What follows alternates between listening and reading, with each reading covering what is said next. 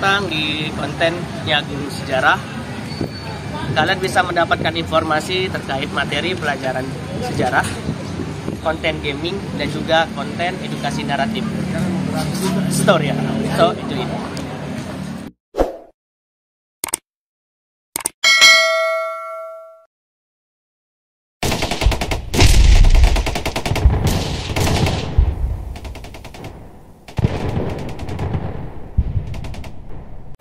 Assalamualaikum. Waalaikumsalam warahmatullahi wabarakatuh. Oke, kita siapkan dulu ya. Kelas. Ista'id.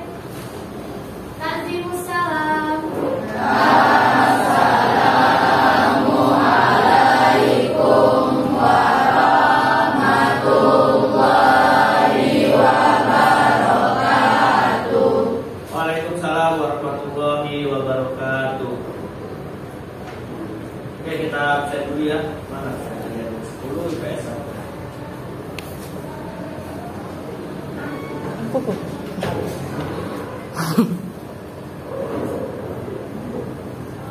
Oke ya, Afitra, Anissa, Azifa, Gusti,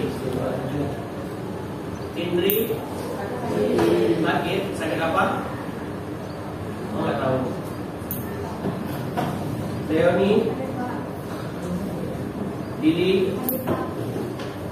Lutfia, Mahardika, Hamzah,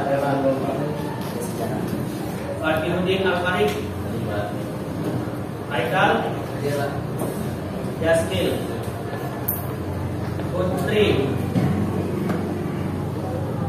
Rida Milaniadi, Rizky Romansyah, Siska Cynthia, Romi Kurniawan, Rodotus Zahiro, Siti Rosdia, Fitrita Eka Pratiwi, Ida Mutiara, Indah Ramadhani, Windy, yang Oke, pada kesempatan pagi hari ini kita akan melanjutkan materi kita tentang peradaban yang ada di dunia. Ya, kemarin kita sudah dibagi kelompok ya, sudah dibagi kelompok. Nah, pada hari ini kita akan menerapkan sebuah metode pembelajaran yang dikenal dengan sebutan metode jigsaw. Ya, metode jigsaw.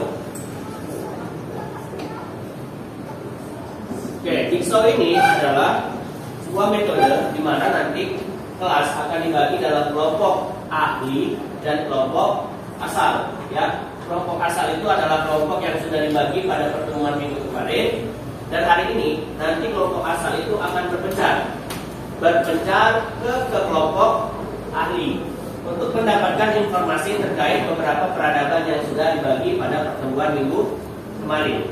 Oke, nah sebelum kita duduk berkelompok, nah yang perlu diperhatikan tentang sebuah peradaban.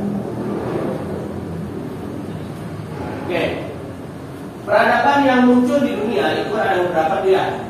Yang pertama itu ada Mesopotamia, ada Mesir, India, kemudian Cina, terus ada Yunani,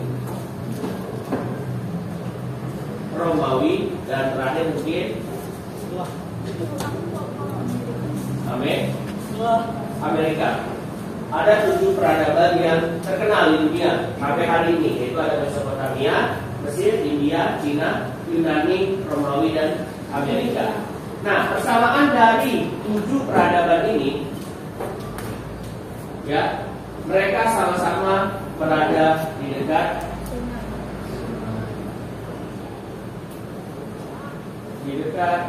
sungai. Oke, sama-sama berada di dekat sungai. Nah, apa itu arti penting dari sungai pada waktu itu? Sebagai sumber kehidupan. Karena sungai itu identik dengan air, ya. Jadi yang perlu dipahami di sini bahwasannya semua peradaban yang muncul di dunia yang ada 7 dan akan kita bahas pada pertemuan hari ini, semua peradaban tersebut lahir di dekat sungai. Karena sungai merupakan sumber kehidupan dan itu memudahkan sebuah peradaban untuk berkembang. Entah itu sungai akan dijadikan sebagai alat irigasi, pengairan ke sawah untuk perkebunan dan lain sebagainya, atau dijadikan sebagai sarana transportasi yang menghubungkan antara daerah yang satu dengan daerah yang lainnya. Oke ya, saya pahami ya. Oke, selanjutnya kelompok, coba kelas duduk per kelompok yang sudah dibagi pada pertemuan minggu kemarin. Kelompok asal dulu. Duduk berdasarkan kelompok asal. Nanti akan Bapak jelaskan sedikit terkait bagaimana teknis menerapkan metode jigsaw. Ya. Oke, duduk per kelompok asal.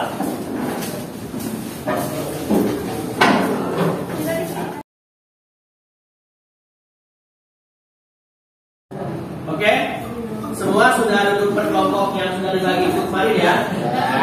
Nah, jadi metode jigsaw itu adalah sebuah metode di mana nanti kelompok asal itu akan berpecah dan yang akan stay di kelompok asal tinggal satu orang yang dijadikan sebagai narasumber untuk menjelaskan tentang materi yang dimiliki oleh kelompoknya.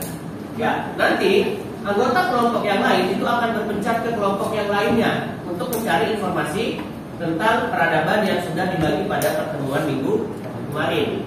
Setelah mereka selesai mendapatkan informasi, mereka akan kembali ke kelompok asal dan mendiskusikan atau membuat sebuah laporan. Jadi ini adalah sebuah metode ibaratnya kalian sebagai intel atau mata-mata untuk mencari informasi di pihak musuh, kemudian kembali lagi dan membuat laporannya. Oke, bisa?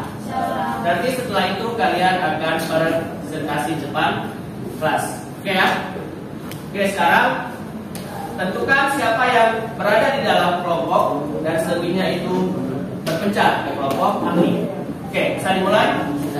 Ya, silakan.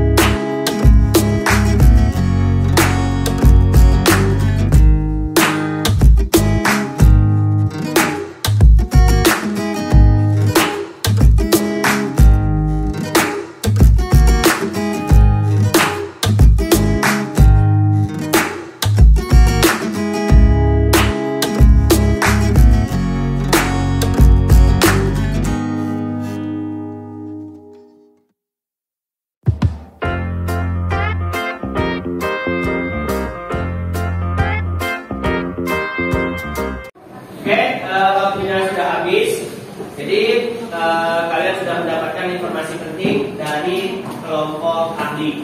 Nah, sekarang kelompok ahli dibubarkan dan kembali lagi ke kelompok asal. Oke, silakan sekarang.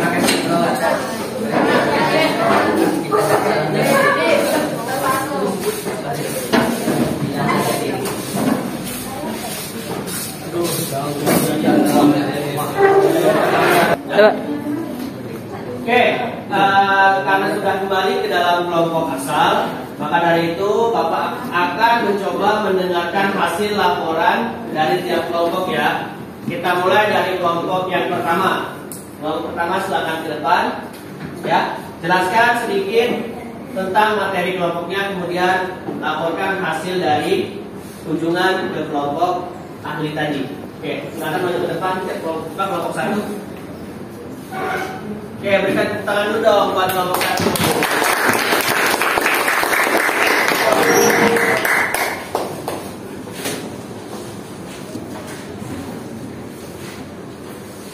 Penjelasan.